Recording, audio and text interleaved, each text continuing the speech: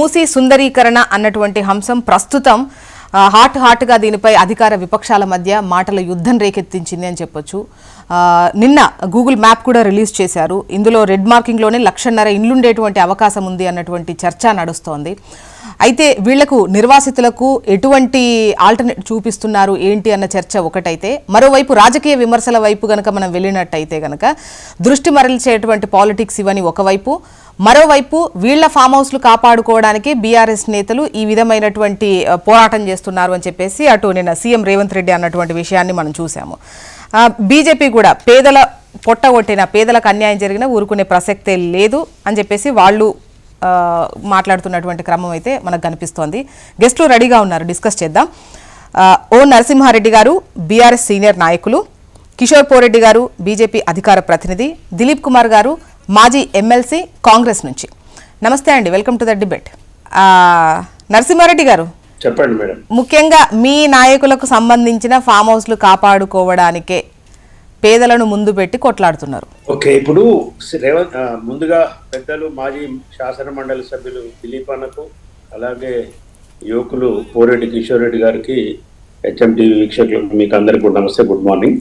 నమస్తే. ఇప్పుడు రేవంత్ రెడ్డి గారు మాట్లాడిన దాంట్లో అవగాహన రాహిత్యము, అసలు మరి ఆ సబ్జెక్ట్ చదువుతాడా చదవడా, ఏ స్పీచ్ ఇచ్చినా గానీ నిన్న కాక మొన్న రంగనాథ్ గారు హైకోర్టు ముందు ఏమన్నారు మేడం, జ్యోత్స్న గారు, హైడ్రా మూసీ సుందరీకరణకు సంబంధం లేదన్నారు. హైడ్రా వేరు, మూసీ సుందరీకరణ హైడ్రా పరిధిలోకి రాదా, రంగనాథ్ గారే జడ్జి ముందు చెప్పినాడు తప్పైందని చెప్పి. ఇప్పుడు ఏమంటే ఈయన హైడ్రా మీరు ఏ ఫామ్ హౌస్ కూర్చోలో కూర్చొని మేమే డిమాండ్ చేసినాం కదా, పట్నం మహేందర్ రెడ్డి ఇప్పుడు నీళ్ళలో ఉంది, ఇప్పుడు పోదాం పదండి హెచ్ఎంటీవీ కెమెరాలో మాపండి, కేవీపీ రామచంద్ర కూర్చోమని మేమే చెప్పినాము, మా ఇంటే మా కూడా కూర్చోండి. అది అడ్డం పెట్టి మూసీ సుందరీకరణ గురించి నోటికొచ్చినట్టు ఇష్టం వచ్చినట్టు మాట్లాడటం ఎంతవరకు అంటే మూసీకి సంబంధించి మూసీలో ప్లాట్లేసి అమ్ముకొని సంపాదించుకున్నారు బీఆర్ఎస్ నేతలు అంటున్నారు. అరే అది ఒక్క నిమిషం. ఇప్పుడు కాంగ్రెస్ ఒక అభయహస్తం అని ఒక ఆరు గ్యారంటీలు 13 పథకాలు పెట్టి, ఈ అభయహస్తం వల్లనే మేము అధికారంలోకి వచ్చిన, ప్రజలు మాకు ఓట్లు వేసినని పలు సందర్భాలలో నాయకులు చెప్తున్నారు. 100 రోజుల్లో మేము ఇంప్లిమెంట్ చేయబోయే ప్రజలకు ఇచ్చే హామీలను 6 గ్యారంటీల రూపంలో 13, ఈ 13 ఈటల్లో 4 పథకాలు మొదలు పెట్టినారు, 4-5 మొదలు పెట్టినారు, 4 మొదలు, ఇంకా 9 పథకాలు అసలు అమలుకు నోచుకోలేదు. నీ మేనిఫెస్టోలో నువ్వు ప్రజలకు ఇచ్చిన హామీ 100 రోజుల్లో ఇవి చేస్తాము. రైతు భరోసా కావచ్చు, రైతు భరోసాలో 3 కౌలు రైతులకు అందరికి 15,000, 12,000 వ్యవసాయ కూలీలకు, ప్రతి మహిళకు 2,500 ఇస్తామన్నారు 18 సంవత్సరాలు దాటిన మహిళకు. నిరుద్యోగ వృత్తి 4,000 ఇస్తామన్నారు, 10 నెలలు అయిపోయింది, ఇంతవరకు లేదు. భరోసా కార్డు ఇస్తామన్నారు 5 లక్షలు, అది లేదు. ఇన్నిటికంటే ఎంత అమానవీయంగా ప్రవర్తిస్తున్నారంటే రేవంత్ రెడ్డి గారు, వృద్ధులకు 2,000 నుంచి 4,000 పెన్షన్ చేస్తామన్నారు, వాటికి డబ్బులు. కానీ ఈ మూసీ సుందరీకరణ మొత్తం మేనిఫెస్టోలో ఎక్కడ ఉందా దిలీప్ గారికి చెప్పానండి.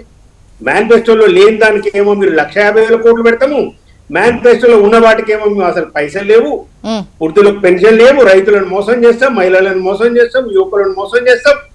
ఇది డైవర్షన్ కాదా అండి? ఇప్పుడు మూసీ సుందరీకరణ ఏదో కేసీఆర్ టైంలో కాలుష్యం అయినట్టు మూసి, ఏం మాటలండి అసలు? చరిత్ర తెలుసు ఆయనకు, హైదరాబాద్ చరిత్ర రేవంత్ రెడ్డి గారికి. స్వాతంత్రం వచ్చిన కానికి 52, 56లో మీకు ఇచ్చిన కానించి మూసీలో తాగునీళ్లుండే, తాగేటట్టుండే నీళ్లు. 56 నుంచి ఎవరు ఈ రాష్ట్రాన్ని పరిపాలించింది? ఎందుకు కాలుష్యమైంది మూసి? కాంగ్రెస్ పార్టీ వల్ల కాలుష్యం చేసింది మీరు. ఈ 10 సంవత్సరాల్లో మూసి కాలుష్యం కాలే. ఎక్కడి నుంచి అక్రమాలు జరిగినాయి? అంతకు ముందు జరిగినాయి. సుందరీకరించండి, మీకు కాదంటలేదు. కానీ పేదల విషయంలో ఇంతవరకు ఒక డిపిఆర్ లేదు జ్యోత్స్న గారు, దాని మీద ఎవరికి ఐడియా లేదు. మరి ఎన్ని లక్షలు ఇల్లు పోతున్నాయో చెప్పరు, ఒక అఖిలపక్షం పెట్టరు. అసలు ఒక డిపిఆర్ ఏం చేయబోతున్నారు మూసీలో? దిలీప్ అన్నకన్నా తెలుసా ఇంతకు? ఎందుకు 1,50,000 కోట్లు అవుతున్నాయి తెలియదు, ఎవ్వరికీ తెలియదు. కేవలం ఏంటంటే ఇప్పుడు ఇది చేయాలి, దీంట్లో 1,50,000 కోట్లు డిపిఆర్ ఇంటర్నల్ గా రెడీ అయిందని సమాచారం వస్తుంది. ఇది తీసుకుపోవాలి, ఇప్పుడు దీంట్లో పైసలు కుమ్ముకోవాలి. రాబర్ట్ వార్తకు ఆయనకు కంపెనీ ఉంది, వార్త ప్రియాంక గారి భర్తకు, ఆయనకి ఇచ్చేయాలి. అది పాకిస్తాన్ కంపెనీ, అది ఆల్రెడీ ఇంటర్నేషనల్ గా బ్యాన్ అయిన కంపెనీ. దానికి ఇవ్వాలి ఒక 50,000 కోట్లు, 25,000 కోట్లు తీసుకుపోయి ఇప్పుడు ఈయన కాంగ్రెస్ పార్టీ కప్పం కట్టాలి, లేకుంటే ఈయన ముఖ్యమంత్రి పదవి ఉండదు, ఇలా మంత్రి పదవులు ఉండవు. ఇది జరుగుతున్నది. ఒకసారి కిషోర్ గారు వర్షం తీసుకుందాం. కిషోర్ గారు మాట్లాడండి ఫస్ట్. వాళ్ళతో నమస్తే అండి. మాట్లాడితే నాకేం కావాలి, 25,000 ఇష్టం, 30,000 ఇష్టం, నువ్వే కూడా ఇవ్వడానికి దానమానే నువ్వు ఇచ్చేది. కిషోర్ గారు ఈ మూసీ సుందరీకరణకు సంబంధించి అంటే నిర్వాసితులకు వాళ్ళకి ఆల్టర్నేట్ చూపించిన తర్వాతే ఇది జరుగుతుంది, వాళ్ళకి అన్యాయం చేసే ప్రసక్తి అయితే ఉండదు. ఈవెన్ ఇప్పుడు అంటే ఎవరైతే నేతలు ఆందోళన చేస్తున్నారో ముఖ్యంగా వాళ్ళకు సంబంధించే లబ్ధి ఉంది అనేటువంటి వర్షన్ అధికార పక్షం నుంచి వినిపిస్తోంది. ముందుగా అక్కడ అంటే ఒకవైపు ఆస్తి కాకపోతే రాజకీయ లబ్ధేమో ఏదో ఒక లాభంతోనే ఇది చేస్తున్నారు తప్ప మూసీ సుందరీకరణ అనేది మంచి కాన్సెప్ట్ అని. అదే ముందుగా జ్యోత్స్న గారు మీకు, అట్లాగే దిలీప్ కుమార్ గారికి, నరసింహారెడ్డి గారికి, మన హెచ్ఎంటీవీ ప్రేక్షకులందరికీ శుభోదయం అండి. మొత్తం మీద ఏదో ఒక లబ్ధి అయితే చూసుకునే చేస్తున్నారు. అది రాష్ట్రానికి లబ్ధి జరగాల, లేకపోతే పార్టీలకు లబ్ధి జరగాల, లేకపోతే సొంతంగా లబ్ధి జరగాల అనే దగ్గర గొడవ. అందరూ లబ్ధి కోసమే చూస్తున్నారు, దాంట్లో ఇదేమి లేదు. అయితే ఒక విషయం నాకు అర్థం కానిది ఏంటంటే, మొన్న హైకోర్టులో కూడా రంగనాథ్ గారు స్పెసిఫిక్ గా ఈ హైడ్రా పనులు వేరు, ఈ మూసీ పనులు వేరు, అండ్ రెండు పనులు చాలా మంది కన్ఫ్యూజ్ అయిపోతున్నారు అనే టైప్ లో చెప్పారు. ఈవెన్ కోర్టులు కూడా కన్ఫ్యూజ్ అయ్యాయి. కోర్టులు కూడా కన్ఫ్యూజ్ అయినప్పుడు మనం యావరేజ్ పీపుల్ మనం కూడా కన్ఫ్యూజ్ అవుతాం కదండి. ప్రజలు కన్ఫ్యూజ్ అయ్యారు, అదంతా ఓకే. కానీ నిజంగానే మరి రేవంత్ గారు అంత సీరియస్ గా ఉంటే హైడ్రా యాక్టివిటీస్ మీద ఈ విధంగా ఇట్లా కన్ఫ్యూజ్ అవుతారని తెలుసు కదా. పేదల ఇండ్ల మీద పడితే ఏదో ఒక పొలిటీషియన్స్ అయితే పాలిటిక్స్ ప్లే చేస్తారని తెలుసు కదా. ఈ పెద్దోళ్ళ ముందు కొట్టి చేసిన తర్వాత చూసుకుందాంలే, ఇంకొక 6 నెలలు లేట్ అయితే అని చెప్పి ఆలోచించలేదు. ఎందుకో నాకు అర్థం కాలేదండి. ఎప్పుడైతే వారి బ్రదర్ది కాస్త పెండింగ్ లో పడిందో, పేల్చాల్సిన అవసరం వచ్చిందో, ఇంకా వాళ్ళందరికన్నా పెద్ద బ్రదర్ ఉన్నాడు కదా ఓవైసీ దాని మీద ప్రెషర్ పెరుగుతూ మొదలు పెట్టిందో హైడ్రా మీద. ఈ హైడ్రా మీద నుంచి ప్రెషర్ తీసేయడానికి ఆయన మూసీది మొదలు పెట్టాడని నా అనుమానం. ఎందుకు అనంటే మూసీలో అసలు వారు అన్నట్టుగా, నరసింహారెడ్డి గారు అన్నట్టుగా ఒక ప్లాన్ ఏమైనా ఉండిందా? అసలు రేవంత్ రెడ్డి గారి దగ్గర ఒక ప్లాన్ ఉండిందా? పోనీ డిపిఆర్ పక్కకు పెట్టండి, డీటెయిల్డ్ ప్రాజెక్ట్ రిపోర్ట్ లో అవసరం లేదు ఇప్పుడు ప్రస్తుతానికి. అట్లీస్ట్ ఒక స్థూలంగానైనా ఇగో ఇది మనం చేయదలుచుకుంటున్నది అన్న దాని మీద ఒక ప్లాన్ ఉండిందా? 1,50,000 కోట్లు అండి. 1,50,000 కోట్లు అంటే దాదాపు మన రాష్ట్ర రెవెన్యూ ఒక సంవత్సరాన్ని మొత్తం కలిపితే, మన బడ్జెట్లు 3 లక్షలు ఇదంతా చేశారు కానీ చూపించడానికి, మనం దానికన్నా కొంచెం ఎక్కువ వేస్తే మనం అసలు సంవత్సరం ఖర్చు పెట్టేంత ఇది ఒక సంవత్సరం మొత్తంది. 1,50,000 కోట్లు పెట్టి అంటే దాదాపు కాళేశ్వరానికి ఖర్చు పెట్టిన దానికి డబల్. ఏం చేస్తారు మూసీలో? ఎంత దూరం ఉంది మూసీ? ఎన్ని బ్రిడ్జిలు వేస్తే ఏంటి? అసలు పైనుంచి కిందికి 30-40 కిలోమీటర్లు మొత్తం పైనుంచి కిందికి బ్రిడ్జే వేసామనుకోండి, అంటే దాని మీద నుంచే నడుచుకుంటూ పోయేటట్టుగా మూసీ మీద నుంచే. అయినా కానీ 1,50,000 కోట్లు రావేమో. ఏం చేస్తారు? పోనీ అక్కడ బిజినెస్ డెవలప్మెంట్, అదేదో బ్రిడ్జిలు అటు ఇటు కలిపి సుందరీకరణే కాదు, చాలా ఆర్థికంగా కూడా తెలంగాణకి, హైదరాబాద్కి లబ్ధి జరిగే విధంగా అని అంటున్నారు. మరి లబ్ధి జరిగే విధంగా అయితే ఒకవేళ నిజంగానే అక్కడనే మళ్ళీ షాపులు పెట్టడానికి ఒక మాల్సో గిల్సో ఇవన్నీ ఏవో పెడతారు కొంచెం బ్యూటిఫుల్ గా కనపడేటట్టు. మరి ఆ మూసి ఇప్పుడు తీసేస్తామంటున్న వారికి, వారు అక్కడ లైవ్లీహుడ్ ఎవరిదైతే అక్కడ ఆధారపడి ఉందో వాళ్ళకే ఇందులో మేము ఇస్తాము, బ్యాక్ మళ్ళీ కొంచెము ఆదాయం కల్పించడానికి అవకాశం ఇస్తాము అన్న మాట అన్న చెప్పారా? అది చెప్పలేదు. అసలు అక్కడ ఏం చేస్తారో చెప్పలేదు. కానీ నేను ఒక్కటి, నిజంగానే రేవంత్ రెడ్డి గారు ఆ ఫామ్ హౌస్ల మీద సీరియస్ గా ఉండి ఉంటే, ఈరోజు ఎంత హాస్యాస్పదంగా ఉందని నేను చెప్తాను. సీరియస్ గా ఉండి ఉంటే అసలు ఈ మూసిది ఇంకొక 3 నెలలు ఆపి ముందు ఫామ్ హౌస్ అన్ని గులగొట్టేవాడండి. ఫస్ట్ థింగ్, జనాల్లో కన్ఫ్యూజన్ లేకుండా. పేదోళ్ళ మీదకి పరిగెత్తాల్సిన అవసరం లేదు. పేదోళ్ళ మీదకి పరిగెడితే ఎట్లాగూ రాజకీయ నాయకులు అందరు ఊరుకొస్తారు. రాగానే ఇదంతా రాజకీయ నాయకులు రాజకీయం చేస్తున్నారు, వాళ్ళని కాపాడుకోవడానికి అని చెప్తున్నాడు. కానీ నేను అనుకోవడం, నేను విన్నవైతే 2 మేజర్ గా ఆగిపోయినవి. వాళ్ళ సోదరుది ఒకటి, ఇంకొకటి అసలు అందరికీ బడే భాయ్ అయిన అసదుద్దీన్ ఒకటి. ఇవి 2 తప్పించి పెద్దగా ఆగిపోయినాయి ఏం లేవు. మిగిలిన ఇష్టం వచ్చినట్టే కూల్చి అవతల పడేశారు. నాగార్జున లాంటి వాళ్ళది ఆగలేదు, లేకపోతే ఇక్కడ ఇండస్ట్రీస్ ఉన్న వాటిని కూడా అసలు ఇంపార్టెంట్ ఎక్విప్మెంట్ ఉందా, కోట్ల రూపాయలది విలువైంది అంటే కూడా ఓవర్ నైట్ గా వచ్చి సండేస్ వచ్చి కూల్చి పడేసిన విషయాలు అయితే మనం అంతా చూసాం. ఒకసారి దిలీప్ గారు అసలు ఈ మూసీ ప్రాజెక్ట్ అసలు ఏంటి? సుందరీకరణ, ఇంత ఈ ఖర్చు, అసలు మామూలు ఏం చేద్దాం అనుకుంటున్నారు? కాన్సెప్ట్ ఏంటి? అసలు ప్రాజెక్ట్ ఏంటి అనేది? నమస్కారం అండి. నమస్తే. అయితే బ్యూటిఫికేషన్ ఇంకా డిపిఆర్ ఇంకా రెడీ కాలేదు పబ్లిక్ తెలవడానికి. ఏముంది, రేపు హౌస్ బోట్స్ పెడతాం జమ్మూ కాశ్మీర్ లాగా, లేకపోతే పేరేది కేరళ లాగా బ్యాక్ వాటర్స్. దానివల్ల టూరిజం అట్రాక్ట్ అవుతుంది కదా. నేను ఒక జాకీలర్ జోకిల రిమార్క్ అది. ఏమంటానంటే మూసీ ప్రక్షాళన అనేది మేము ప్రారంభించింది కాదు. మూసీ రివర్ బ్యూటిఫికేషన్ ఆర్ ప్రక్షాళన అనేది సూర్య గారు చెప్పాలి. ఆయన గత ప్రభుత్వంలో ఆ ప్రాజెక్టు రూపుదిద్దుకొని 10,000 కోట్లు బడ్జెట్ లో కేటాయిస్తున్నట్టు కూడా అందరం చదువుకున్నాం. ఎందుకు వాళ్ళు మొదలు పెట్టలేదు కొంత చేశారు కూడా. కేటీఆర్ చెప్పాడు ఇది చేసాం అది చేసాం బిడ్స్ లో ఇక్కడ కొత్తగా వచ్చిన ఈ ఎస్టీపీలు కూడా కట్టామన్న 32 ఎస్టీపీలు కట్టాం. అదే అయితే ఇక్కడ మనకు మన శిల్పారామం దగ్గర వరకు కొంత వాళ్ళు దాన్ని కొంత ప్రయత్నం కూడా చేసినప్పుడు కనపడేది ఆ బడ్జెట్. కొనసాగింపుగా ఈ మరిన్ని కొత్త కాంపోనెంట్స్ తో చేస్తామని సీఎం అన్నమాట వాస్తవం. మీకు తెలుసు అది చాదరగడ్డ దగ్గర నుంచి ఇక్కడ దాకా నాగూల్ దాకా కూడా 2 పక్కల పార్కులు ఇవన్నీ వాళ్ళ హ్యాంలోని ప్రారంభోత్సవాలు జరిగి, పాత్వేలు ప్రారంభోత్సవాలు జరిగి, బ్యూటిఫికేషన్ ప్రారంభమైంది. నేను చెప్పినట్టుగా both years strength and down కోసం ఎందుకంటే బెటర్ యాక్షన్స్ నాకు తెలియదు. బట్ బడ్జెట్ ఎలకేషన్ చూసాం. ఇది ఇంటర్ మా టర్మ్ లోపల 1.5 lakhs ఖర్చు పెట్టి దాన్ని టూరిజం మరొక విధంగా బ్యూటిఫికేషన్ చేస్తాం అన్నమాట వాస్తవం. ఇది వన్ ఆస్పెక్ట్. అది ఎప్పుడు చేస్తాం ఏం చేస్తాం అట్లించండి. రెడ్డి గారు అన్నట్టుగా అక్కడ ఉన్నటువంటి ఎవరైతే ఎంక్రోచ్ చేసినట్టు కట్టడాలు కట్టుకున్నారు, ఎవరైతే పేదవాళ్ళు ఉన్నారు, ఎవరికైతే పట్టాలు ఉన్నాయి, లేదా ఎవరైనా దొంగ ధృవీకరణ పత్రాలు ఇచ్చి వాళ్ళకి అమ్మారు, వాళ్ళ బ్రోకర్స్ లేరు కాబట్టి మరి వీళ్ళ మీద ఎందుకు పడుతున్నారంటే వాళ్ళకి ఆల్టర్నేట్ కింద మేము కాంపెన్సేషన్ ఇస్తామని చెప్తున్నాం. అదే విధంగా వాళ్ళకి డబుల్ బెడ్రూమ్ కూడా ఇస్తాం అంటున్నాం. మొత్తం ఆవాసాలు ఎన్ని ఉన్నాయి అన్నది అందులో కన్ఫర్మ్ చేయాలి. నాకు తెలిసి 28,000 persons అందులో ఉన్నారని పాత సర్వే టీఆర్ఎస్ పీరియడ్లోనే ఆ సర్వే జరిగింది. వాళ్ళు ఇట్లాంటి ప్రాబ్లమ్స్ ఉంటాయని కొన్ని ఊహించి ఆ రోజు వాటి తొలగింపు వాళ్ళు పూనుకోలేదేమో నాకు తెలియదు. కానీ అవి ఎవరికైనా సరే డబుల్ బెడ్రూమ్స్ ప్లస్ కాంపెన్సేషన్ కూడా అదనంగా కాంపెన్సేషన్ కూడా ఇస్తామన్నమాట చెప్పారు. నిన్న సీఎం కూడా చెప్పాడు డబుల్ బెడ్రూమ్ కాకుండా 25,000 rupees 25,000 ఎక్స్ట్రా పేమెంట్ కూడా చేస్తాం. 25,000 అడ్హాక్ బేసిస్ 25,000 అది ఏమవుతుంది? వాళ్ళు అంటే ఎక్కడెక్కడో ఊళ్ళల్లో ఇల్లు అమ్ముకొని అంత సంపాదించుకొని అక్కడ దిలీప్ సార్ ఇప్పుడు ముఖ్యంగా ఇప్పుడు ఆర్డినెన్స్ ఇచ్చినా రేపు చట్టం తీసుకొచ్చినా డీటెయిల్ గైడ్ లైన్స్ అందులో వస్తాయి. లేని ఇప్పుడు రిజిస్ట్రేషన్ గానీ ఏమీ లేని వాళ్లకు మీరు పంపిస్తే డబుల్ బెడ్రూమ్ ఎక్కడికైనా వెళ్తారు, కాస్త వాళ్ళ పేరు మీద ఇంత ఆస్తి వస్తుంది, ఇక అది క్లారిటీతో ఉంటుంది అన్నటువంటి దాన్ని వాళ్ళు వెళ్తారు. కానీ ఆల్రెడీ రిజిస్ట్రేషన్ అయి ఉన్నటువంటి వాళ్ళు, అన్ని అమ్ముకొని అక్కడ ఇల్లు కొనుక్కున్నటువంటి వాళ్ళు అది తీసేసి వాళ్ళకు డబుల్ బెడ్రూమ్ ఇచ్చి 25,000 ఇస్తే ఏ పాటికి అవుతుంది వాళ్ళకి? ఆ గైడ్ లైన్స్ ఇంకా ఫ్రేమ్ కాలేదు. ఖచ్చితంగా ఇప్పుడు నేషనల్ హైవేస్ కోసం ల్యాండ్ ఎక్విజిషన్ టైం లోపల మనందరం చూసాం 1+4 అంటే ఒక వాల్యూ ఉంటే దానికి 4 times వాల్యూ ఇచ్చి కానీ తీసుకోవడం ఏమి లేదని గైడ్ లైన్స్ ఉన్నాయి వాళ్ళకి. సో సిమిలర్ గైడ్ లైన్స్ ఇక్కడ కూడా వర్తిస్తాయి. వాళ్ళని అసెస్మెంట్ చేసినాక ఆ కాంపెన్సేషన్ ఇవ్వడం అనేది జరుగుతుంది. అయితే ఇప్పుడు ఏంటి అంటే మేజర్ వర్క్ పక్కన పెట్టి ఒకరితో ఇద్దరితో 10 మంది పోయిన సందర్భాన్ని అపోజిషన్ లీడర్స్ ఎన్కాష్ చేసుకుని వాళ్ళతో మాడిస్తున్నారు. అసలు ఎంక్రోచ్మెంట్స్ పెద్ద పెద్ద బడా బాబుల గురించి అసలు మాట్లాడలేదు.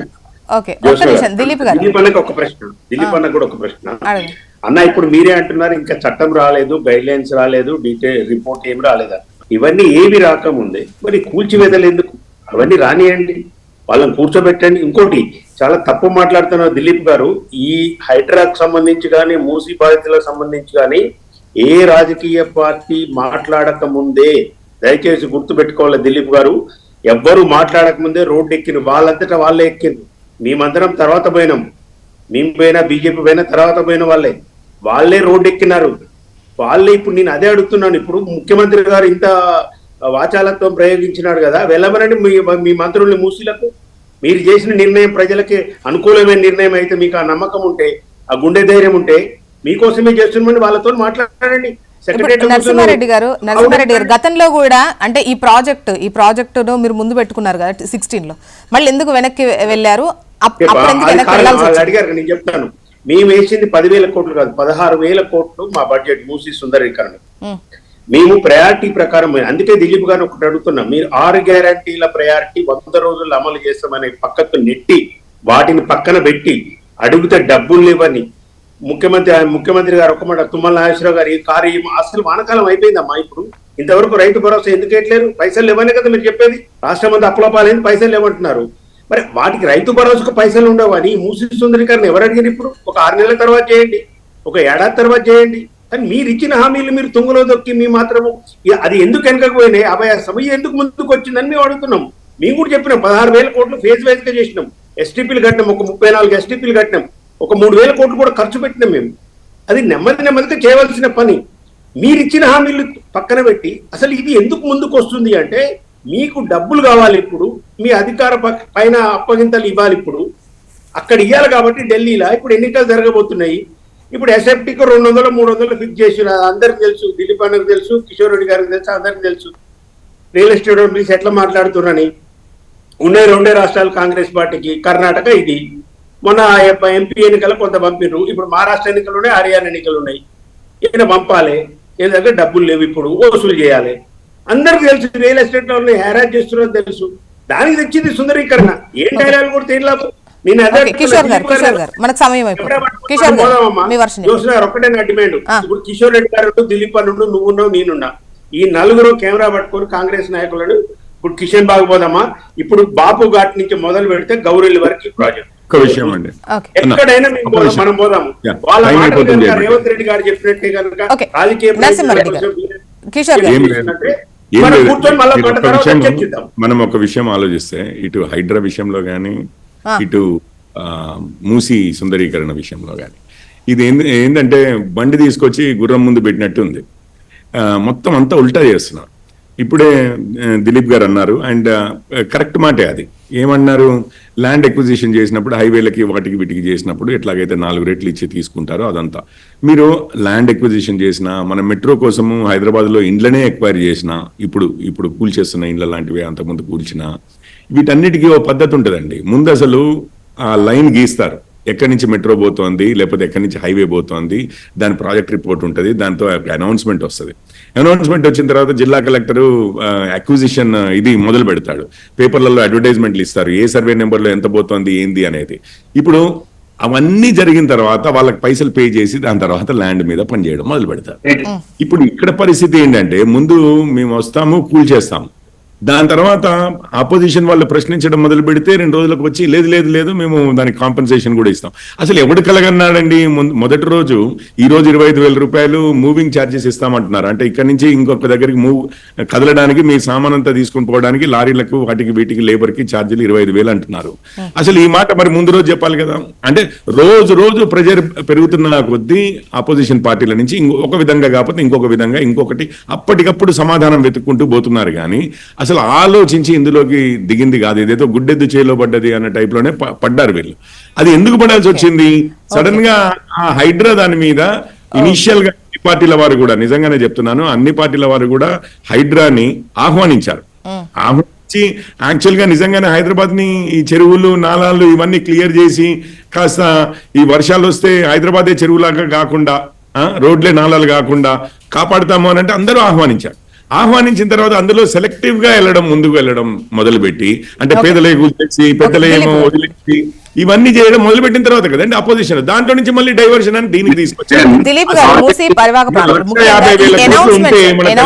ఇవ్వాల్సినవి ఏ ప్రాజెక్టు కైనా కూడా ఒక అవగాహన, అనౌన్స్మెంట్స్ ఇవ్వాల్సినటువంటి అవసరం ఉంది. సో అవేమీ లేకుండానే ముందుగానే పని మొదలు పెట్టేసేసారు. మీరు చూస్తారు కదా, మూసీలో కూడా మార్కింగ్ ఇస్తుంటే కొందరు ఎదుర్కొన్నారు, కొందరు అడ్డం పోయారు, కొందరు కాదన్నారు. ఇవన్నీ చూసి ఇచ్చేటప్పుడు డబుల్ బెడ్రూమ్ హ్యాండ్ ఓవర్ చేస్తే ఆయన పోయి సంతోషంగా తాళం వేసుకొని వచ్చి పూజ చేసుకొని మళ్ళీ వచ్చి ధర్నాలో కూర్చుంటారు. రిజిస్ట్రేషన్ గానీ ఏమీ లేదనుకోండి వాళ్ళ పేరు మీద, మీరు తాళాలు ఇస్తే సంతోషంగానే వెళ్తారు, మళ్ళీ వస్తారు, మళ్ళీ పాత ప్లేస్ లో వచ్చి కూర్చుంటారు. కానీ ఆల్రెడీ రిజిస్ట్రేషన్ అయ్యి ఉన్న వాళ్ళు, వాళ్ళ సొంత ఇల్లు ఉన్న వాళ్ళు పోరు, అడగరు. అంత ఈజీగా డబుల్ బెడ్రూమ్ ఎట్లా తీసుకుంటారండి వాళ్ళు? అంత ఈజీగా ఎట్లా తీసుకుంటారు? డీటెయిల్ ప్రాజెక్ట్ రిపోర్ట్ వస్తే మీకు అర్థమవుతుంది. ఇంకోటి, ఇందులో most of the beautification schemes ఇందులో ఇన్కార్పొరేట్ కావేవి. అవి బిఓటి మోడల్లో చాలా మటుకు ఉంటాయి. బిఓటి అంటే బిల్ట్, ఆపరేట్ అండ్ ట్రాన్స్ఫర్. అంటే దానికి టెండర్స్ పిలిచి ప్రైవేట్ పార్టీని ఈ పార్టీని బ్యూటిఫికేషన్ చేసి ఈ రకంగా టూరిజం పెంచొచ్చు అంటే బిఓటి మోడల్ అవుతుంది. ఇవన్నీ కలిపి ఇన్కార్పొరేట్ మన ఎక్స్చెకర్ కి తక్కువ బర్డెన్ అయ్యే విధంగా వాళ్ళు రూపొందిస్తున్నారు. ఆ పథకం బయటకు వస్తే మీకు అర్థమవుతుంది. అది వెరీ సూన్. కాదు అంటే దిలీప్ గారు, ప్రజలకు ముఖ్యంగా అసలు ఏం ప్రాజెక్టు తీసుకొస్తున్నారు, ఏంటి, ఎంత ఖర్చు పెడుతున్నారు, అసలు దాని రూపురేఖలు ఎట్లా ఉంటాయి, అది వస్తే గనక రేపటి రోజున ఏ విధంగా ఉంటుంది, ఎన్ని ఇండ్లు పోతున్నాయి, వాళ్ళకి ఎటువంటి ఇవన్నీ అయిన తర్వాత ఇవి అనేది ప్రజలకు ఎటువంటి అవగాహన లేకుండా వచ్చి జస్ట్ ల్యాంగ్ యూసీ బ్యూటిఫికేషన్ లోన్ కాదండి, ఇందులో ఒక పార్ట్. అది మెయిన్ సిస్టమ్ ఏంటంటే హైడ్రాకి సంబంధించినటువంటి దానికి సంబంధం లేదని చెప్పిన సంబంధం లేదని ఒక్క నిమిషం నరసింహారెడ్డి గారు ఒక్క నిమిషం. కాంపోనెంట్ అది one of the component, main component లో చెర్ల లోపల కబ్జాలకు గురైనాయి కాబట్టి వాటి డిమాలిషన్ ప్రియారిటీ. ఇది వన్ ఆఫ్ ది ఆస్పెక్ట్. అది ఇంతకుముందు కోరెడ్డి గారు అంటే వన్ ఆఫ్ ది కాంపోనెంట్. అది ఇవన్నిటికి కూడా డీటెయిల్స్ అని మీకు అతి త్వరలో వస్తాయి. ఎవరు ఏ పేదవాడికి నష్టం చేయాలని ఎవరు అనుకుంటారు ఆయన అన్నట్టు.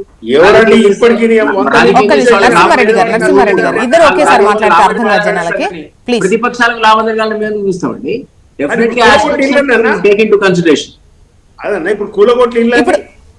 ఒక్క నిమిషం నరసింహారెడ్డి గారు ఒక్క నిమిషం.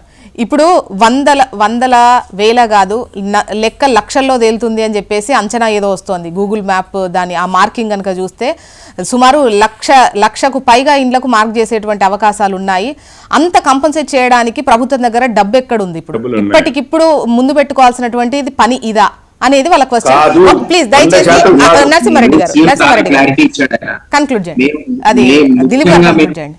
బడాబాబులు ఈ ఫామ్ హౌస్లు కబ్జా మెయిన్ ఎవరైతే చేశారో వాళ్ళ మీద కానీ పేదల మీద ఏదైనా కూడా మొత్తానికి అసలు ఏంటి ఈ మూసీకి సంబంధించిన ఈ కాన్సెప్ట్ అయితే ప్రజలకు అనౌన్స్మెంట్ ద్వారా అసలు ఏంటి, ఈ ప్రాజెక్ట్ ఏంటి, ఖర్చు ఏంటి, ఎన్ని ఇండ్లు పోతాయి, ఎటువంటిది వాళ్ళ కంపన్సేట్ చేస్తారు అనేది మాత్రం క్లారిటీ రావాల్సిన అవసరం ఉందండి. థ్యాంక్ యూ సో మచ్ అండి డిస్కషన్లో పార్టిసిపేట్ చేసినందుకు దిలీప్ గారు, నరసింహారెడ్డి గారు, కిషోర్ గారు. థ్యాంక్ యూ అండి. ఇది వాళ్ళ న్యూస్ అనాలిసిస్. చూస్తూనే ఉండండి హెచ్ఎం టీవీ. వార్త ఆగదు, నిజం దాగదు.